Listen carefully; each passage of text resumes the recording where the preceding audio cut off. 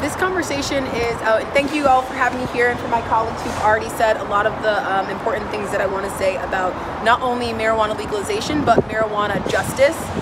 It's a conversation about how we right the wrongs that have been done in historically black, brown, and low-income communities through the war on drugs and through the criminalization of an industry that has been one of the only ways that families can make sure that there's food on their table, that there is rent, and that they have access to the health care that they need. If we do not take the necessary steps with Rhode Island, we already have Massachusetts, Connecticut, and even southern states like Virginia who have legalized marijuana. We are lagging behind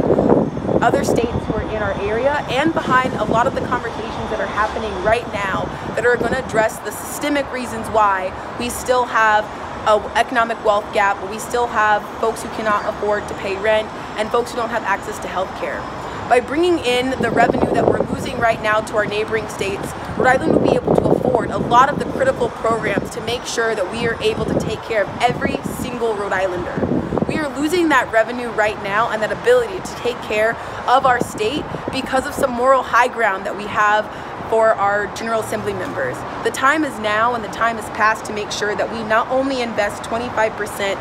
of the marijuana licenses to communities that are historically impacted and 50% of licenses for social equity. But we also have to make sure that we recognize the people who are most impacted, the people who are currently sitting in prison cells while we have our neighbors in Rhode Island who can ride to Attleboro, New Bedford, Connecticut to get legalized marijuana products. We must make sure that every single record is automatically expunged from those people in our community who are victims of criminalization of marijuana. And this is part of the just transition that we'll have, not only for marijuana legalization, but marijuana justice. And I'm glad to stand with my other colleagues here to make sure that's a reality in Rhode Island before the end of this year. Thank you.